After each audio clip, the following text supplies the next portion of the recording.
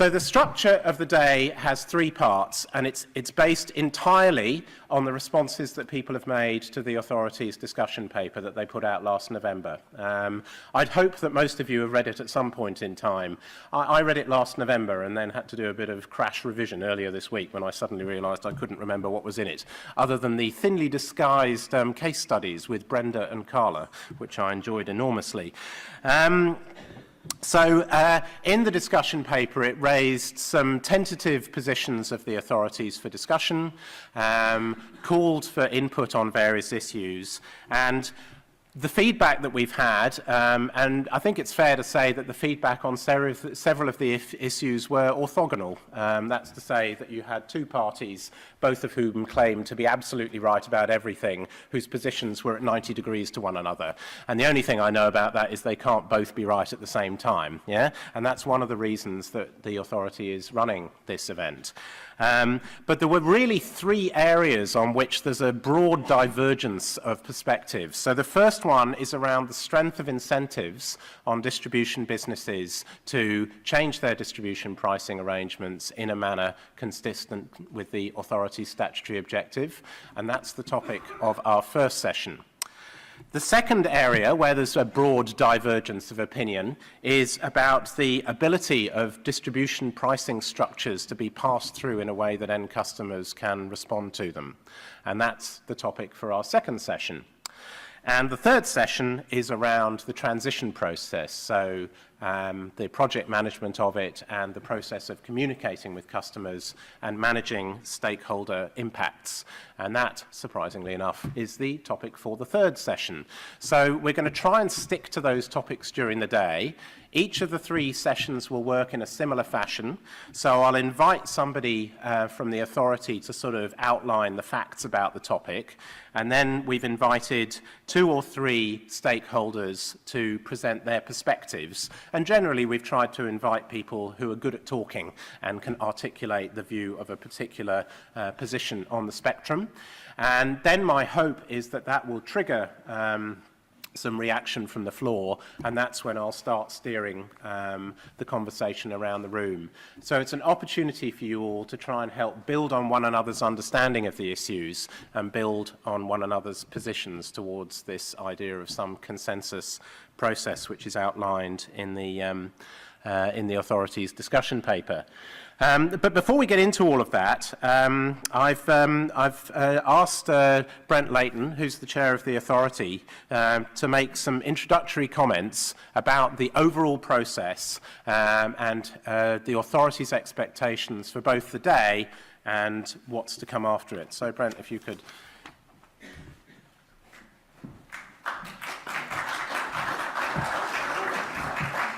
Well, thank you very much, John, and welcome everybody.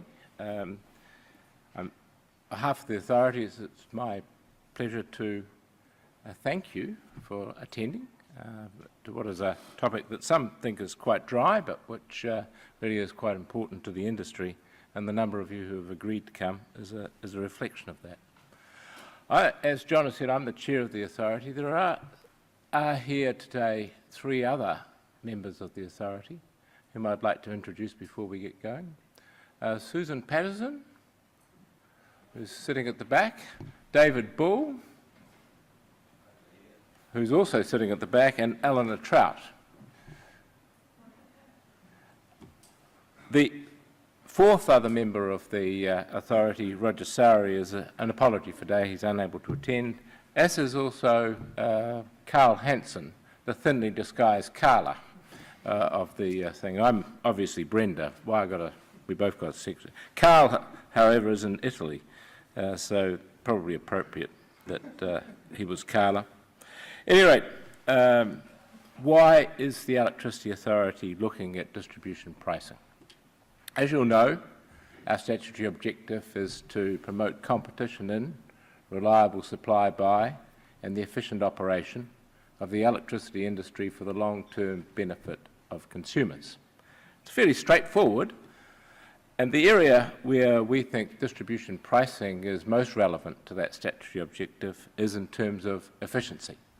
If you have inefficient distribution prices, you can end up with inefficient activities. People consuming when they shouldn't, people not consuming when they should, given the cost of supply relative to the benefits that they'd perceived to get from it. But even more importantly, you can end up with investments that are poorly directed in terms of improving overall welfare. So it's that efficiency aspect. And the other reason we're looking at it is that there is clearly on the horizon a range of technologies that make it quite likely that traditional approaches of charging, fixed charges plus variable consumption-based charges, will end up in quite inefficient decisions about the use and implementation of some new technologies.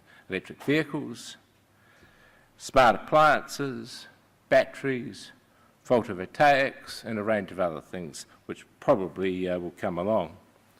And on the other side, the spread of smart meters in New Zealand has actually raised the opportunities to have more sophisticated and more efficient levels of prices in practice. They haven't got completely spread out, but there has now a supply-side response that means it's an appropriate time to talk about it.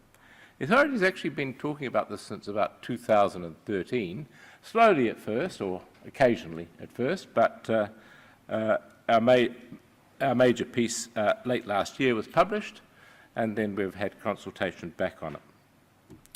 So we're about looking at promoting efficiency. We're not about ensuring there's no bypass. Bypass of sunk assets can be actually efficient.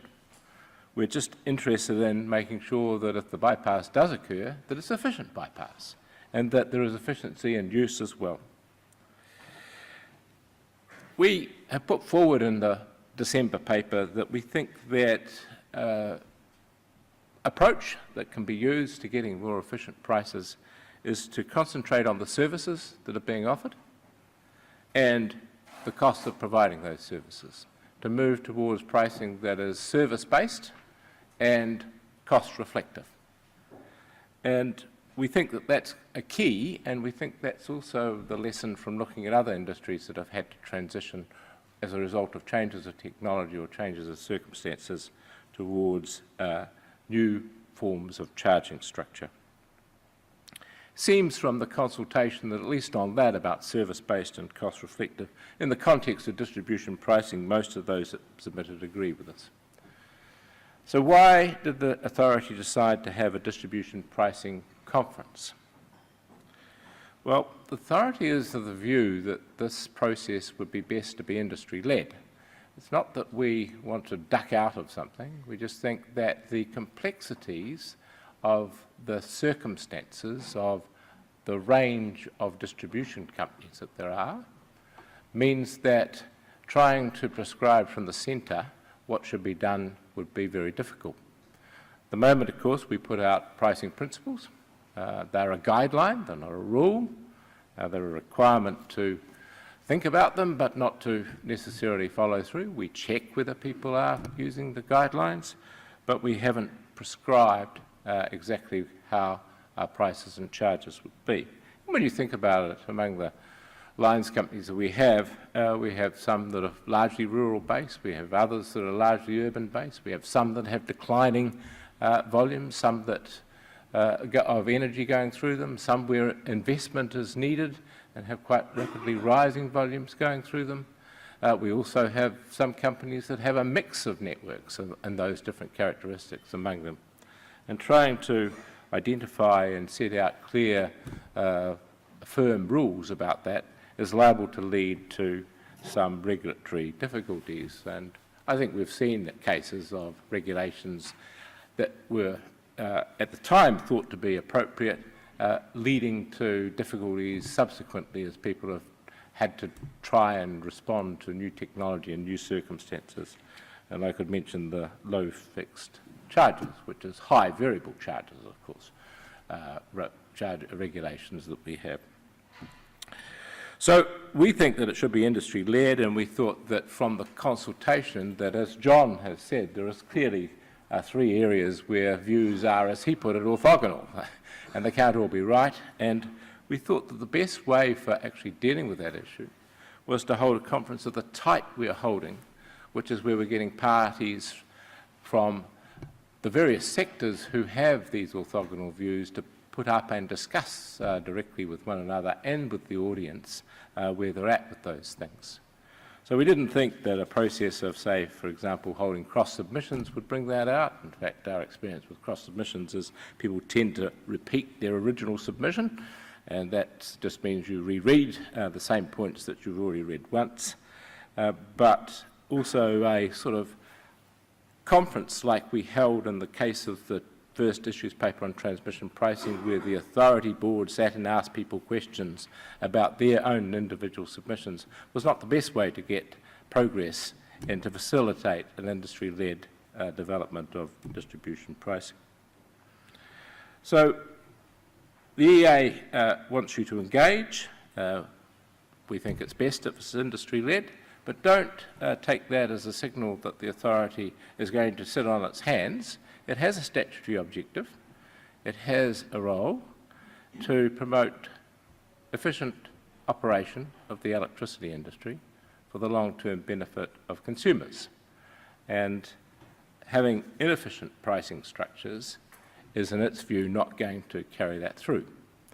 So it believes the best approach is an industry-led one, but it also believes that it has an obligation to ensure that the industry-led one does, in a reasonably timely manner, lead to an improvement in the benefits that consumers get out of the system.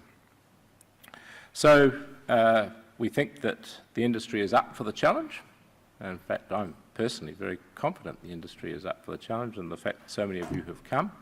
And the board has been going around, and we've had a number of meetings face-to-face with the boards of lines companies over the last 6 to 9 months, and they all seem to be very interested and very engaged in the challenges that are confronting them. So hopefully today is another step on moving forward towards capturing those benefits of new technology and the opportunities that smart meters give for industry, for the long-term benefits of consumers. Thank you, John. Thanks very much, Brent.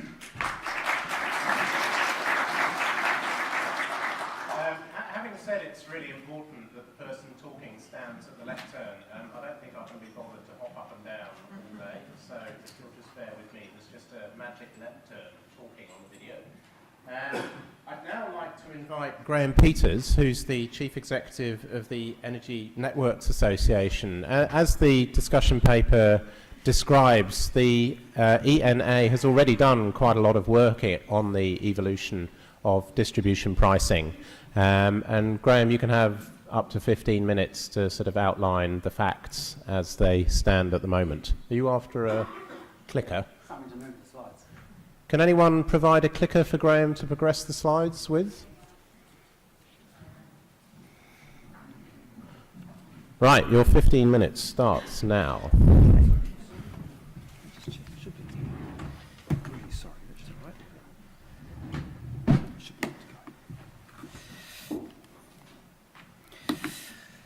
Good morning.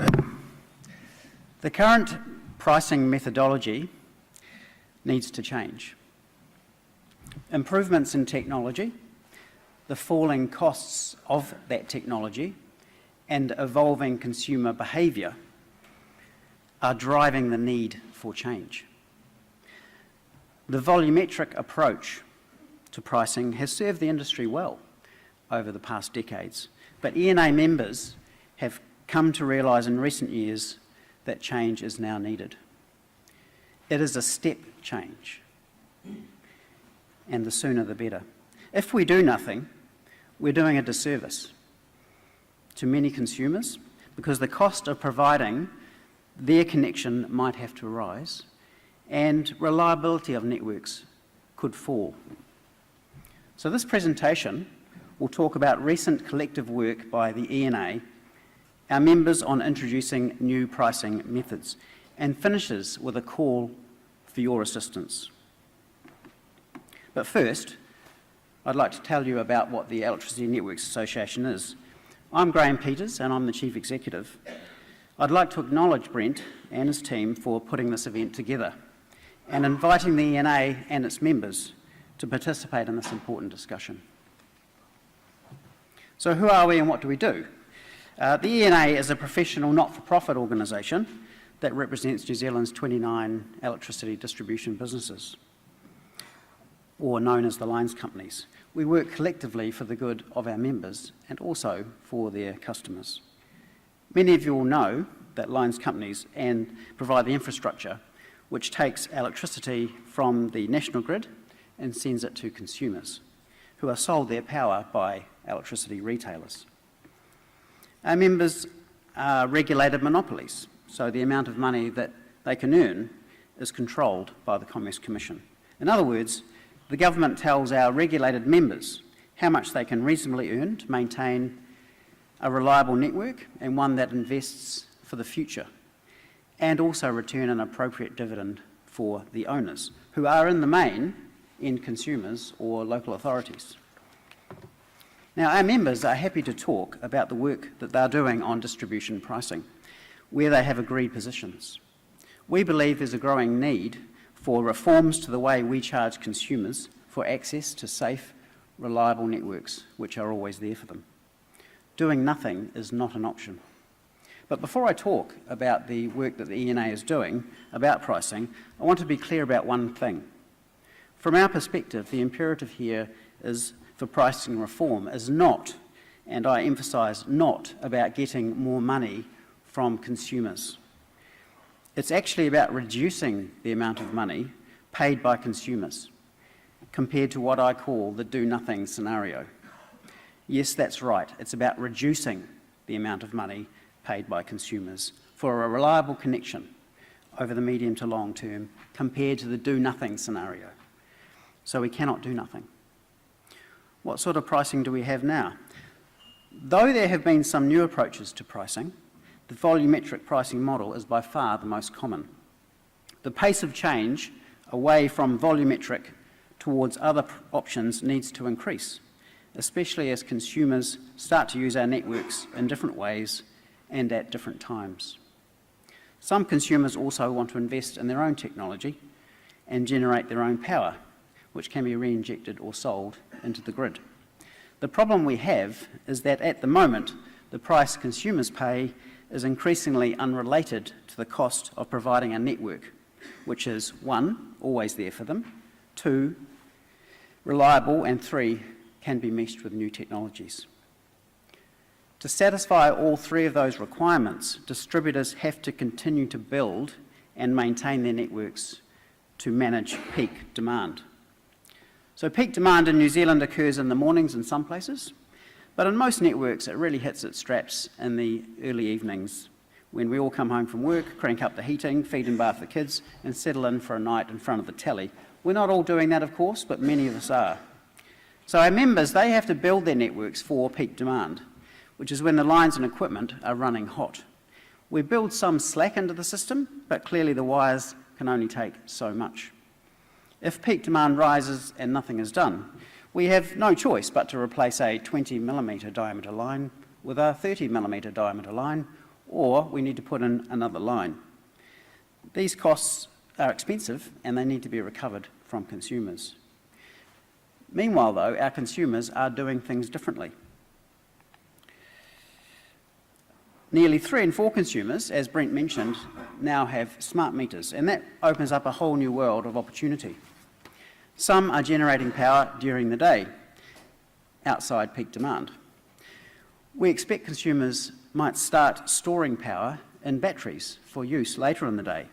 Meanwhile, what say 100,000 electric car owners come home at 6 p.m. and simultaneously plug in their cars for recharging. Imagine what that will do to peak demand. Having said that, the future of electricity has never been more exciting. Consumers have lots of choice. There is new technology. More people are generating power. Some will store power. And in a few years, there will be tens of thousands of electric cars. Some will be driverless.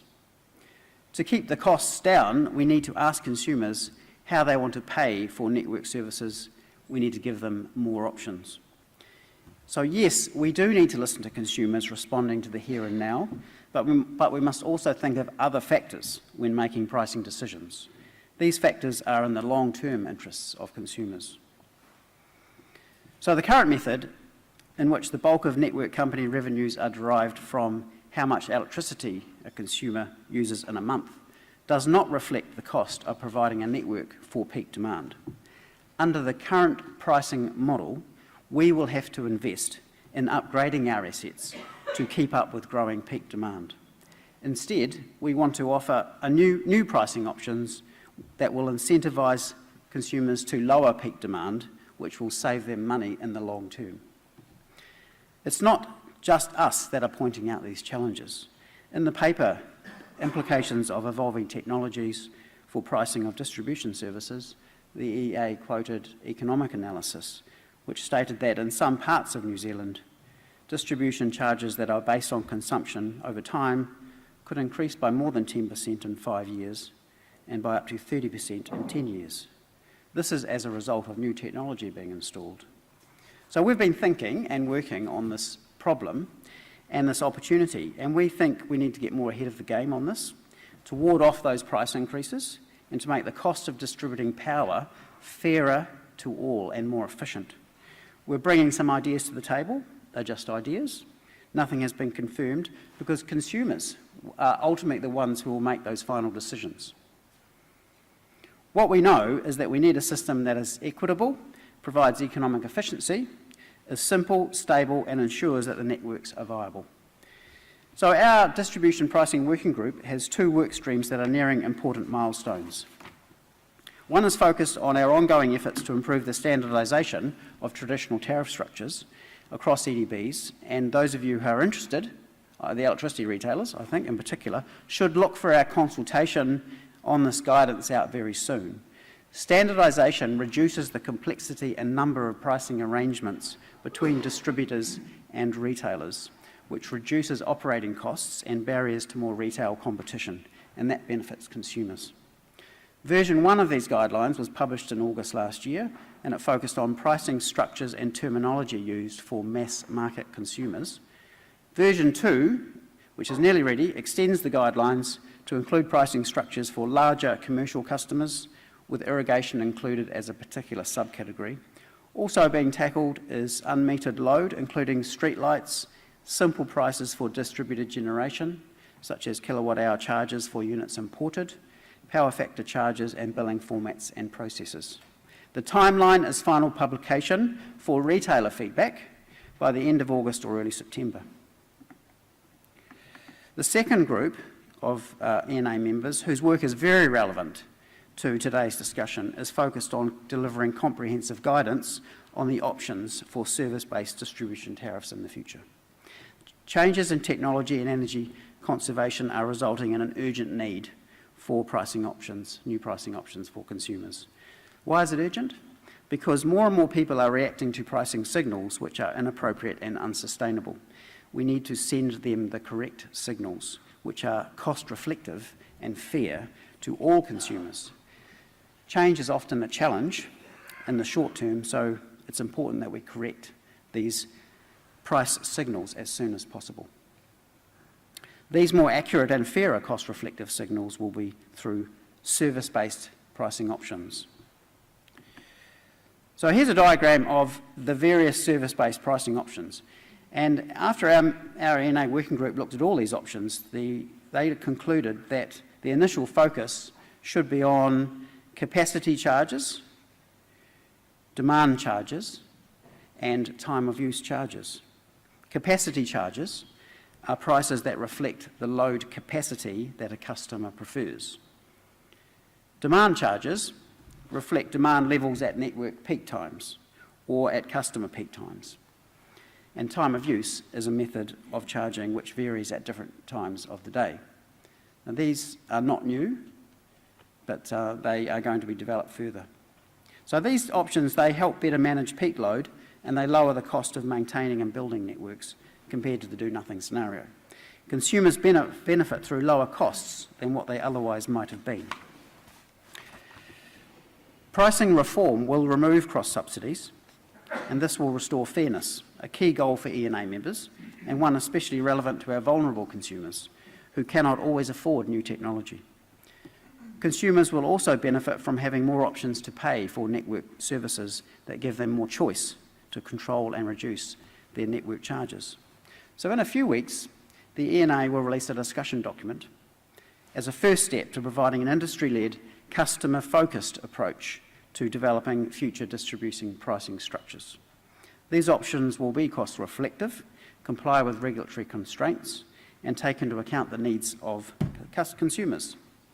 It will also provide a powerful narrative on why change is needed and present possible solutions for the future.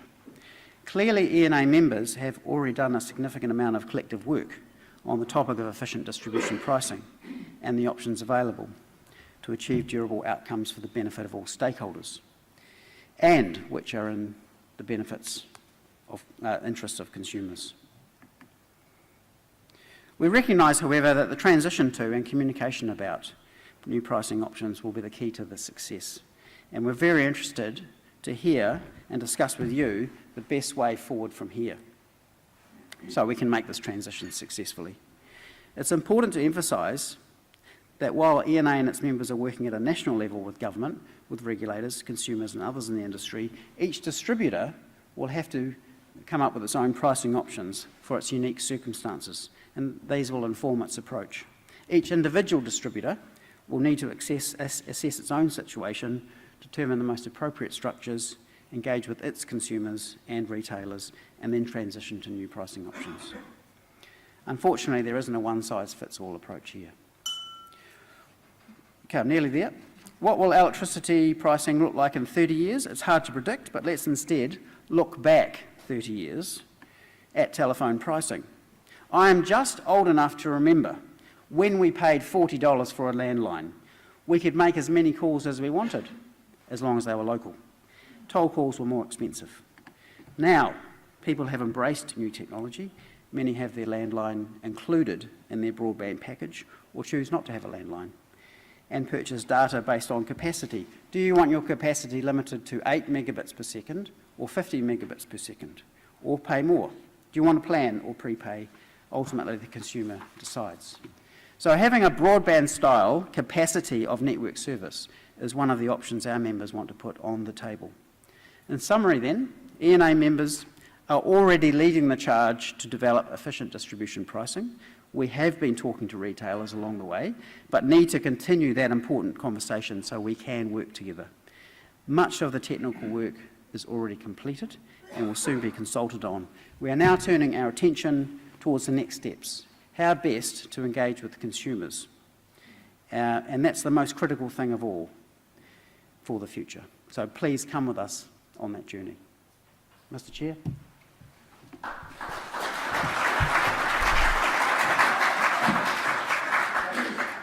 Thanks very much, Graham. I'll give you an opportunity to ask any confirmation questions at the end of Jenny's presentation, but just for process's sake. I'd now like to invite Jenny Cameron, who's the relatively newly appointed Chief Executive of the relatively new Electricity Retailers Association, to put forward the perspective of the collective retailers on the process. Jenny. Thank you. Good morning, everybody. I thought I'd share with you first something. My parents are travelling at the moment and sent me a postcard. It was in relation to my family life with 2 small children, but I thought it was quite relevant today. It is a postcard saying, "Order is needed by the ignorant, but it takes a genius to master chaos." So I thought that was quite a useful sentiment for what we're all trying to tackle. This session today has all been set up to look at the differences. That's what the 3 topics are focused on. But I thought it would be useful to start with what we all agree on.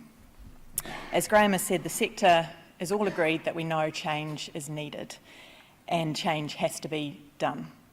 And as Brent has referenced, much has changed with the advent of smart metering and other new and emerging forms of technology. So no one is standing in the way of change happening. And it is to be expected that traditional methods of charging will, in the interests of efficiency and durability, need to evolve. There is also wide acceptance that consumers have to be kept at the forefront in developing new price structures. So this means that consumer interests have to be kept firmly in sight through the process of adjustment. Load user fixed charge, and Craig will gurn at me for mentioning it, but it's a factor that's often mentioned.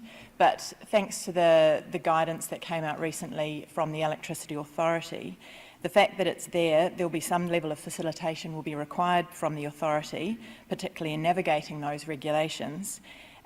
It's a factor, but it's not a block, and it shouldn't prevent work happening in this space.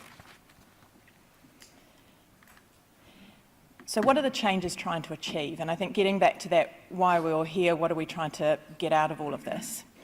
And Brent laid that out at the start, but more efficient pricing for providing the service of network capacity.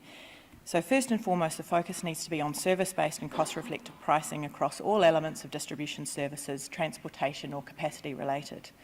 Ultimately, that is what satisfying consumer needs is all about, and is within the clear control and expertise of the distributors. So we certainly encourage all the work in that space. What we're not about is adjusting the models in order to change consumer behaviour, and this might be an exercise in semantics.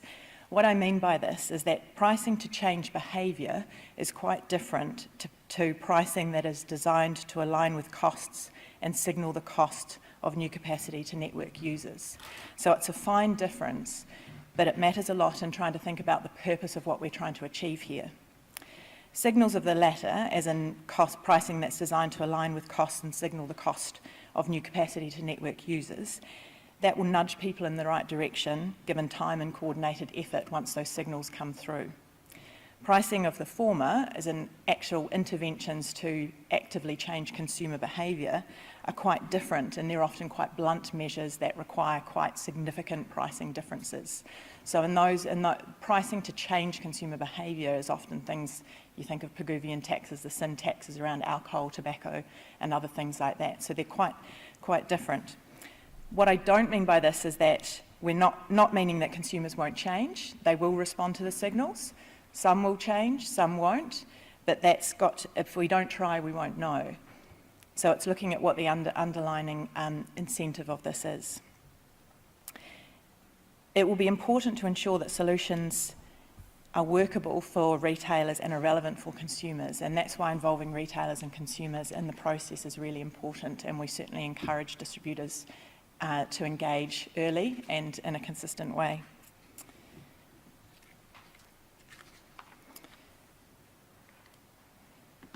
So what are the outcomes that we'd like to see from today? And I've called these the 3 Cs: clear timeframes, more consistency, and communication and coordination in the communication. So in terms of the timeframes, we don't have to muck about and think about this for much longer. We know that price signals need to be improved. We have the Concept Consulting report, for instance, which estimates that solar PV, while currently cost effective for less than 1% of households, may in 10 years be cost effective for up to 40% of households if current pricing structures are maintained. We also know that we need to give these signals to customers sooner rather than later, because they need to have to be able to make efficient, no regrets choices about what they're investing in. We've heard feedback that it will take years for these changes to happen. We'd like to not have it take years. We think that a starting point as to no reason why 1 April 2018 couldn't be a target for implementation, with signals starting to be in the market for retailers to start adapting their pricing signals by the middle of next year. There, of course, can still be transition from that point around working out grandfathering or how you adapt, and options for people to stay on current plans as signals sort of move through. But the fact is that choice is important, and we think we can be really ambitious as a sector in getting those signals across in a timely fashion. The other C is more consistency. Efficiency is the primary end game, but consistency needs to be part of the picture too. I've said here that consistency, not simplicity is the ultimate ultimately counts most. What I mean by that is that complexity isn't necessarily a problem. Retailers deal with complexity all the time. What the most difficult thing is when there are differences between EDBs that mean each area has to be customised. Most retailers work on a national basis or a multi-regional basis, so it's customisation that makes it difficult when you're trying to roll out effective signals or new plans for customers across the country. So the less customisation that is required by a retailer, the more able they are to deliver that service to more customers on your networks. We are encouraged by the work being done by the ENA working group on distribution pricing, especially on the standardisation and harmonisation. Simple things like the terminology standardisation makes a huge difference to retailers working across the country. So we'd like to encourage that work and see faster uptake of the guidelines that have been put out by the ENA. But one of the things is that it appears to be confined to existing pricing structures, and the progress for progressing similar work in relation to the new pricing structures is unclear how that work's going to coordinate.